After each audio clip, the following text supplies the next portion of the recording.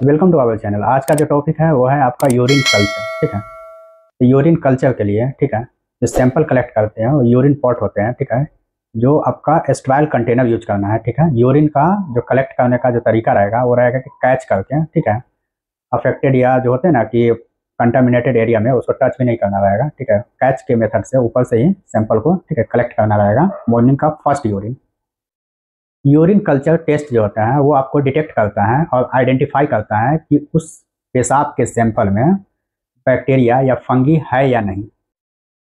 ये आप दूसरी भाषा में समझ जाइए कि यूरिन कल्चर जो है वो टेस्ट आपको यूटीआई इन्फेक्शन जो होता है वो कंफर्म करता है कि है या नहीं। अगर ग्रोथ है तो यूटीआई इन्फेक्शन है, अगर ग्रोथ नहीं है ठीक है तो सिंपल इन्फेक्शन है। ठीक है, जो कि कोई मेजर इन्फेक्शन नहीं है। अगर टेस्ट में जो स्पेसिमेन जो यूरिन सैंपल है ठीक है उसको अगर प्रोसेस करेंगे ठीक है उसमें नो ग्रोथ रहेगा, इसका मतलब है कि जो रिजल्ट है समझिए उसमें कोई किसी तरह का फंगस या बैक्टीरिया नहीं है। ठीक है, तो रिपोर्ट उसका नेगेटिव हुआ। यही दूसरी ओर अगर सैंपल में ग्रोथ आता है ठीक है, टेस्ट में ग्रोथ आता है ठीक है, तो उसको आइडेंटिफिकेशन किया जाएगा, मतलब पहचान किया जाएगा किस स्पेसीज का बैक्टीरिया है। ठीक है, दूसरी ओर उसको क्वांटिफाई किया जाएगा, मतलब जो होता है ना कि जो बैक्टीरिया का ग्रोथ है ठीक है उसको कॉलोनी फॉर्मिंग यूनिट बोलते हैं, जैसे समझिए कि कॉलोनी काउंट जिसको बोलते हैं ठीक है वो किया जाएगा। ठीक है, 10,000 से 1 लाख के बीच में रहेगा। ठीक है, तो इसको बोलते हैं कि सिम्टोमेटिक। ठीक है, इसमें सिम्टम शो करेगा। कल्चर से हट का एक चीज और हम आपको बता दें कि अगर यूरिन सैंपल में बैक्टीरिया रहेगा ठीक है तो माइक्रोस्कोपिक भी दिखेगा। और एक पैरामीटर होता है नाइट्राइट का, ठीक है, जो कि रूटीन चेकअप में किया जाता है। ठीक है, तो नाइट्राइट इसमें पॉजिटिव रहेगा, प्रेजेंट रहेगा। ठीक है, टेस्ट करवाने का जो लक्षण की बात कहा जाए तो पेशाब में जलन रहेगा, तुरंत तुरंत पेशाब आएगा, पेशाब रुक रुक कर आएगा। ठीक है, इसके बाद आपको पेशाब में जो होता है ना कि बैड स्मेल स्मेल बहुत ज़्यादा करेगा। ठीक है, लोअर बैक एब्डोमेन जो होता है ठीक है जहाँ पे आपका ब्लैडर प्रेजेंट रहते हैं समझिए उस एरिया में आपको पेन करेगा। इसके बाद वोमिटिंग टेंडेंसी रहेगा। और एक चीज़ और बता दें आपको कि पेशेंट जब प्रेगनेंसी में रहेगी ठीक है तो उसका सिम्टम यूटीआई इन्फेक्शन में भी शोर नहीं करता है।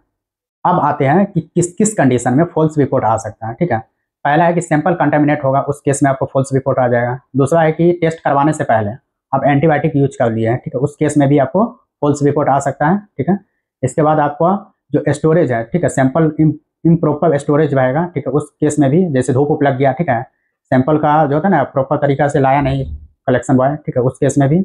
इसके अलावा आपका सैंपल का प्रोसेसिंग में डिले होगा ठीक है, उस केस में भी आपको फॉल्स रिपोर्ट आ सकता है। अब आते हैं प्रोसेसिंग पे। ठीक है, तो प्रोसेसिंग करने के लिए यूरिन सैंपल की जरूरत पड़ेगा, नाइक्रोम लूप जो होता है ठीक है, इसके बाद आग की जरूरत पड़ेगा, वो एंटीबायोटिक की जरूरत पड़ेगा, मेकॉन्की या न्यूट्रिएंट अगार की जरूरत पड़ेगा। ठीक है, तो यूरिन कल्चर के लिए ये स्टेराइल कंटेनर है ठीक है, जो सिंगल टाइम यूज होगा। ठीक है, पूरी तरह से जब सैंपल देना रहता है उसी टाइम इसको ओपन करना रहता है। ठीक है, बीच में ओपन बंद नहीं करना रहता है। ठीक है, ये सब स्टेराइल कंटेनर बोलते हैं।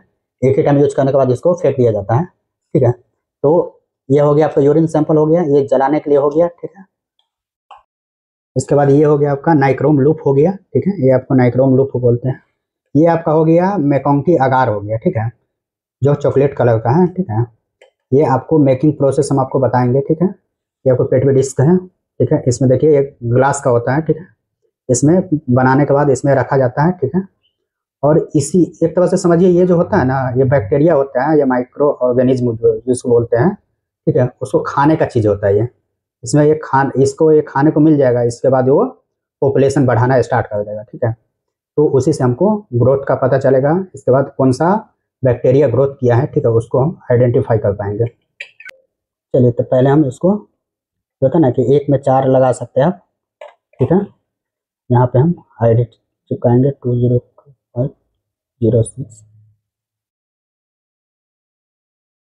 सेकेंड है आपका।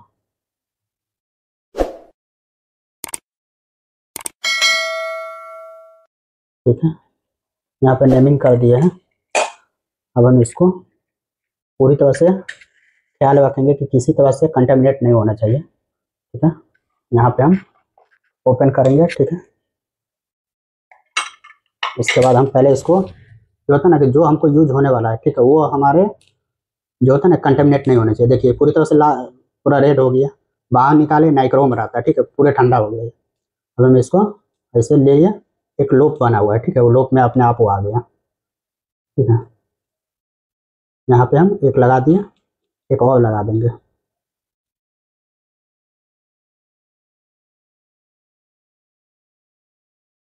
ठीक है, दूसरा हम लगा दिए, सिर्फ टच करना रहेगा यहाँ पे। ठीक है, एक हो गया।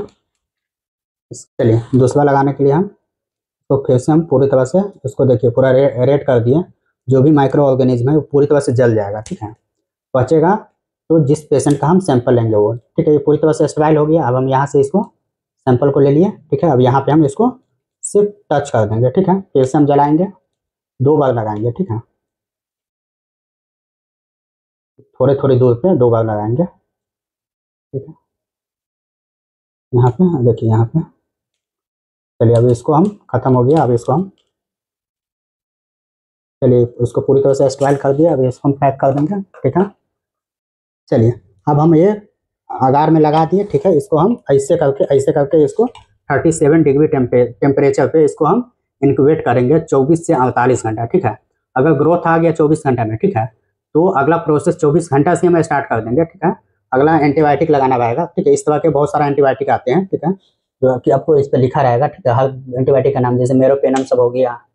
ठीक है, एजिथ्रोमाइसिन हो गया, सिप्रो हो गया। ठीक है, इस तरह से अमीकासिन सब हो गया। इस तरह से 12 से 15 एंटीबायोटिक है। ठीक है, जो कि जिस पेशेंट का ग्रोथ आएगा, ठीक है, उसका नेक्स्ट स्टेप हम वो करने वाले हैं। जिसका ग्रोथ नहीं आएगा, ठीक है, उसका कहानी वहीं पे खत्म हो जाएगा, वो नो ग्रोथ रहेगा, रिजल्ट नेगेटिव रहेगा। ठीक है,